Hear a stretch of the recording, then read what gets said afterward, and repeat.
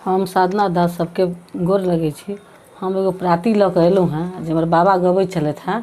सुनू केहन लागत से लाइक कमेंट करब। शिव शिव जपत मन आनंद, शिव शिव भजत मन आनंद, शिव शिव रटत मन आनंद, शिव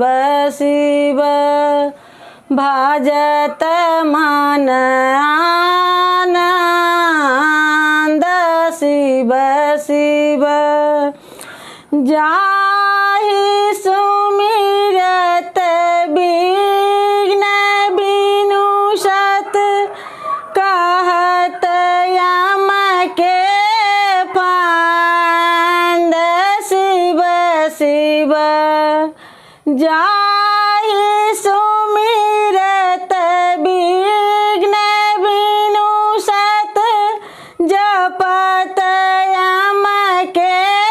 फांद, शिव शिव तीन लोक दयालु दाता, हरत दुख द्वंद, शिव शिव तीन लोक दयालु दाता, हरत दुख द्वंद,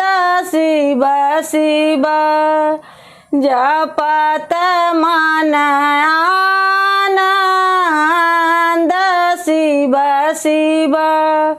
भजत मन आनंद, शिव शिव जोगिया एक विद्युत जग में, बैल वाहन संग, शिव शिव जोगिया एक विद्युत जग में, बैल वाहन संग, शिव शिव आक खात धतूर फाकति,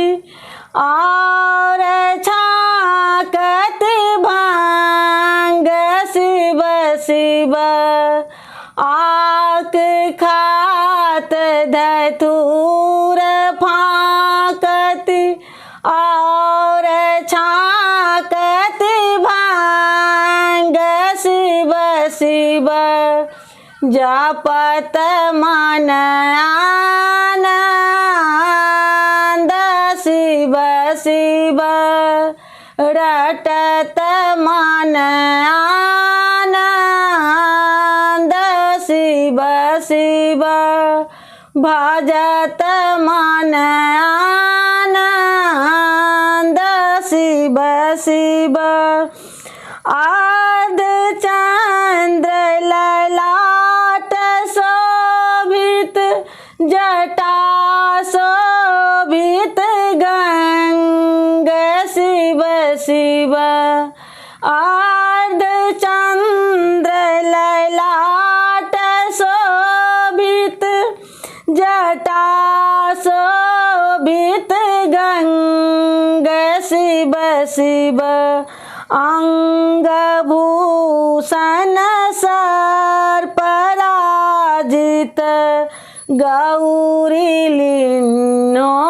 संग, शिव शिव अंगभूषण सर्पराजित, गौरी लीनो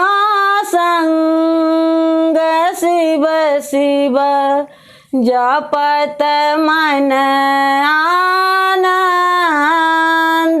शिव शिव रुद्रमाल त्रिशूल डमरू भस्म ले पीतयंग शिव शिव रुद्रमाल त्रिशूल डमरू भस्म लेपितयंग शिव शिव भक्त के उर्वास करु हर सूर मन आनंद शिव शिव भक्त के उर्वास करु हर सूर मन आनंद शिव शिव जपत मन आनंद शिव शिव